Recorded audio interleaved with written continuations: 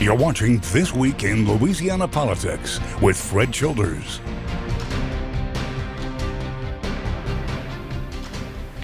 Good morning, I'm Fred Childers. Thanks for joining us for This Week in Louisiana Politics on your local election headquarters. Well, big news for state Republicans this week as they now have a supermajority in the House for the first time. This happened because longtime Democrat Francis Thompson, who represents the Delhi area, made the official switch over to the right. As of now, the House has 70 Republicans, which is enough to override a governor's veto if they were to vote in a unified bloc. Now, Louisiana GOP Chairman Louis Gervich said this move is the start of a new chapter. What we're doing is dealing with the results of cancel culture and woke politics, the inevitable results that good folks may disagree with that style of thought, that mode of thinking. When asked why he is making the change, Thompson said his beliefs have been straying from the Democratic Party for a long time. He said he wants to follow more biblical teachings, such as being anti-abortion. The reason I did this is because of biblical principles, that it bothered me when we had legislation. They would try to lobby you, the Democrats, on issues that I could not be for. Thompson has been serving in the legislature for more than 4 decades as a Democrat in both the House and the Senate. There are multiple House seats up for election this year, which could shake up the new supermajority or maybe strengthen it. The Orleans Parish tax assessor is preparing to put Folgers back on the tax rolls. The announcement comes only a week after Governor Edwards denied the company's appeal for certain tax exemptions. According to the assessor, the decision could generate about $5 million owed from 2019 through 2022. In November, a judge granted an injunction to Folgers against the Orleans Parish Assessor's Office. The company appealed the rejection of 6 industrial tax exemptions, called ITEP, to the Board of Commerce and Industry, who overruled the denials. The governor negated BCI's decision and rejected all of Folgers' tax breaks. The 2023 taxes will be filed in the coming weeks. After a special session was held to allocate $45 million to bring in more insurance companies, the commissioner is asking for more money. Jim Donnellan provided the media with an update on how the insurance crisis is developing. Ariel Salk reports. 9 new insurance companies are applying to cover homeowners in Louisiana through the Louisiana Incentive Program. For each dollar an insurance company receives through that program, they must match the grant dollar for dollar and then write $4 in new premium.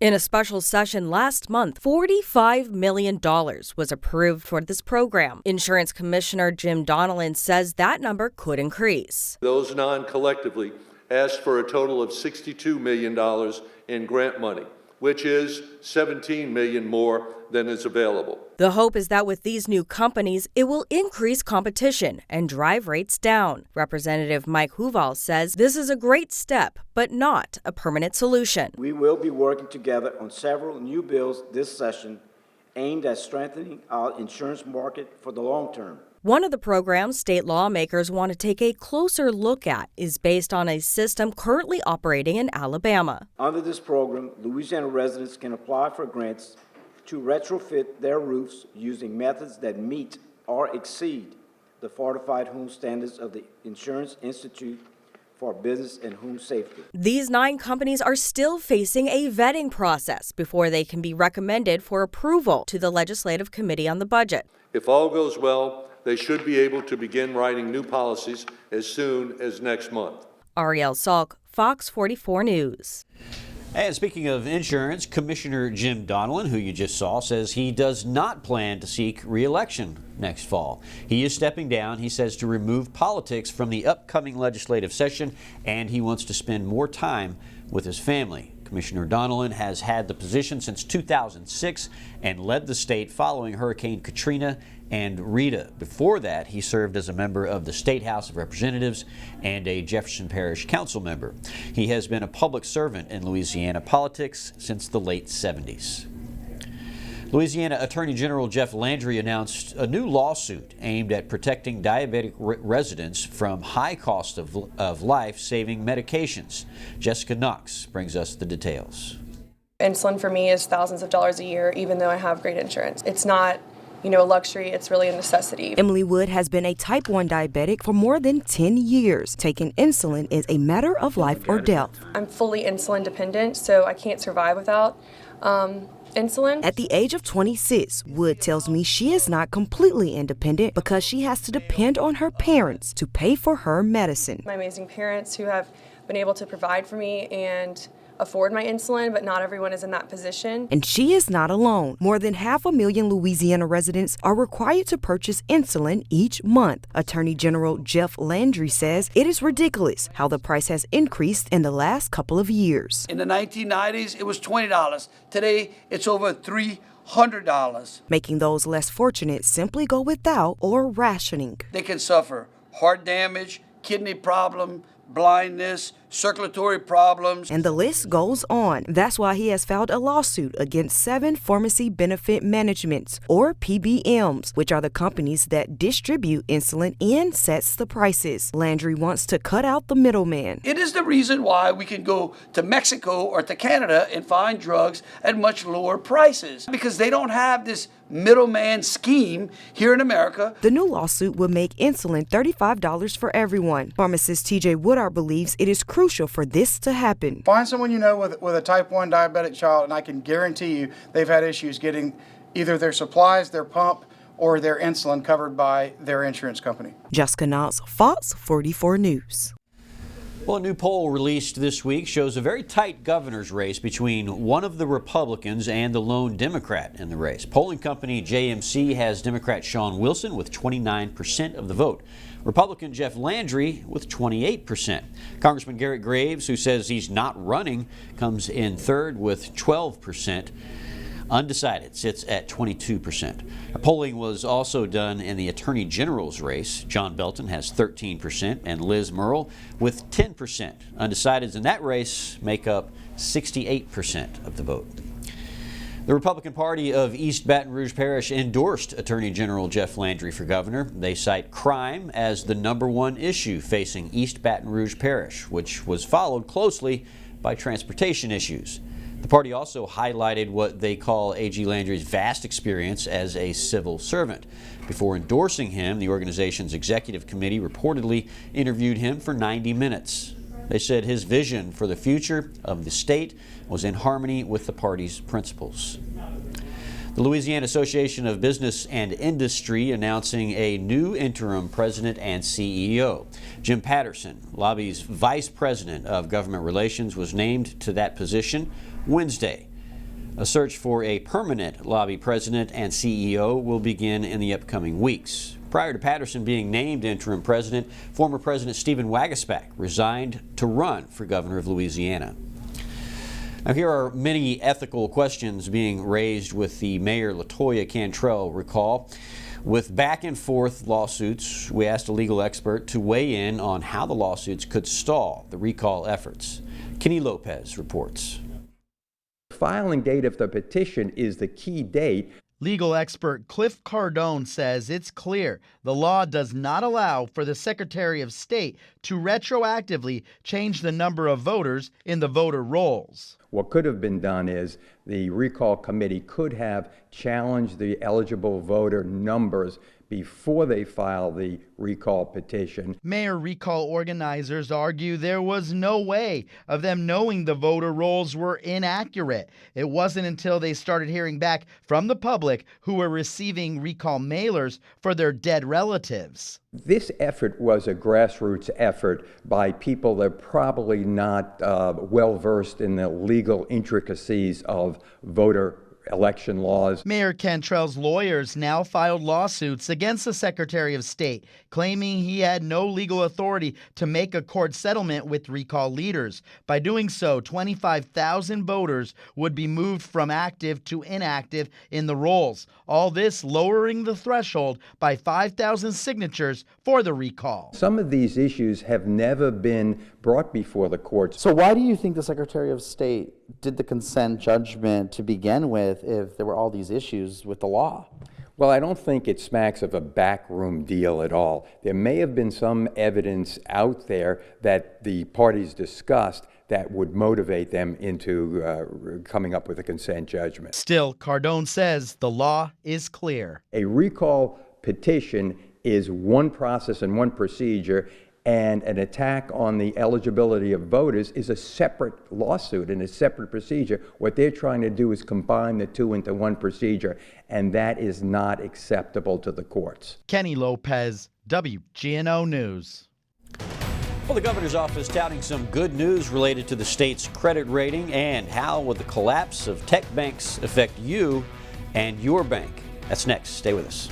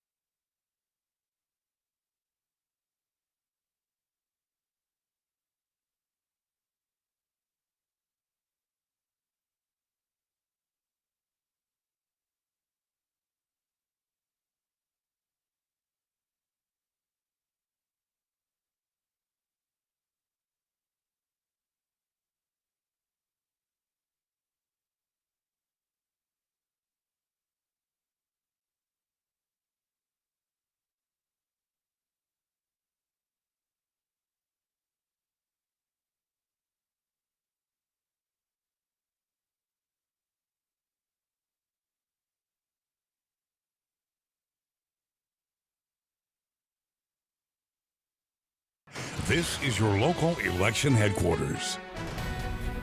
Welcome back. The Louisiana Department of Education will invest $21 million to make school campuses safer around the state. However, some teachers believe the threat is not outside the school, but inside. If we can have single points of entry, it's going to be really helpful for student and employee safety. The Louisiana Department of Education will invest $21 million to upgrade school safety at 42 schools across the state. Working on locks, that could be minor reconstruction, that could be surveillance cameras, that could be metal detectors. Superintendent Kate Bromley tells me schools will have to apply for the grant. At around $500,000 apiece. And so we know that probably there will be more needs than our funds allow. But we definitely believe by doing this, our schools will be safer. But the director of Louisiana Federation of Teachers, Cynthia Posley, believes the threat is not outside the school, but instead inside. We applaud any measure to make our schools safe, but I think that not only do we have to look at what might come into the schools, but we really need to take a hard look at what is actually happening in our schools to make them unsafe. After a huge brawl broke out at EBR Readiness High School, and in a separate incident, an officer was allegedly stabbed on school grounds, teachers are feeling unsafe based on a survey. Over half of respondents said that student-on-student violence is a problem. Roughly half said that faculty and staff are victims of student violence. Jessica Knox, NBC Local 33 News. In the meantime, state lawmakers meeting with university leaders on how to improve safety on college campuses as well. After several high-profile sexual harassment and abuse cases, the state put money aside to address Title IX. Formal reports of incidents have increased, and many believe cases are still being underreported. University leaders are in the process of making physical improvements to their campuses. The governor's office has asked us to provide an update to them of the top 2 or 3 campus safety needs, one-time needs, of every campus in the state. LSU has put up temporary lighting in some areas. Other schools are still drafting plans and looking for contractors. Many of the university system presidents could not make it to the meeting and are expected to be called back to the legislature before the session begins. Governor John Bel Edwards' top budget expert appeared before the Baton Rouge Press Club to give an update on the state's budget and the credit rating as well. Commissioner of Administration Jay Darden told members that we've come a long way since the state's credit rating was lowered back in 2016.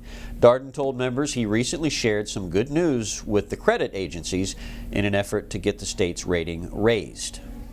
Paying off our debt is constitutionally mandated, constitutionally protected. We told the agencies that we've had 6 consecutive years of surpluses and that we have a significant excess in the current year that we think will translate into a surplus when this fiscal year ends on June 30th.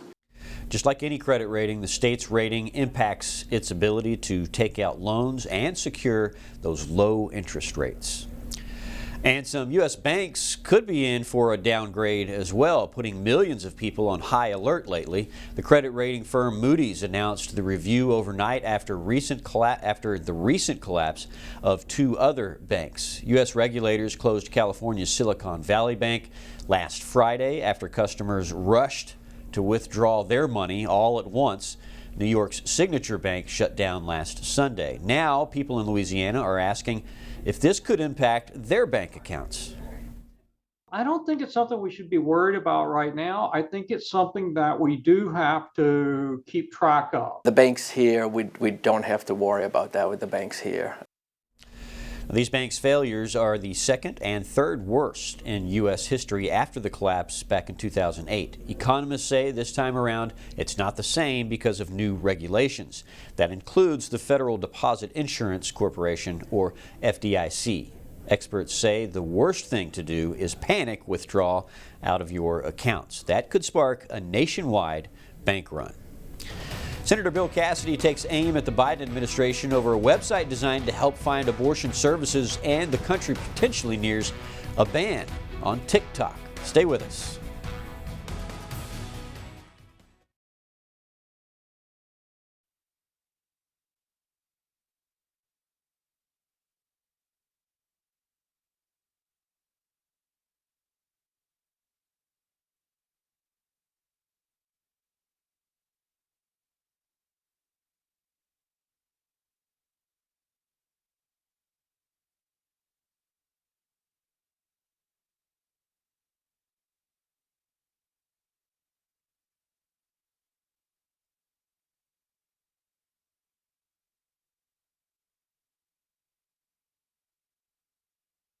This is your local election headquarters. Welcome back. Senator Bill Cassidy says he's not happy with the Department of Health and Human Services over a website called abortionfinder.org. Health and Human Services provides a link to it on their own website. Some lawmakers are not at all happy about that, and it gives abortion advice and resources along with research on each state's abortion laws. Senator Cassidy sent a letter to the federal agency criticizing its use of taxpayer dollars to promote abortion. This website, Abortion Finder, provides minors as young as 15 years of age and younger about how to obtain an abortion without parental knowledge.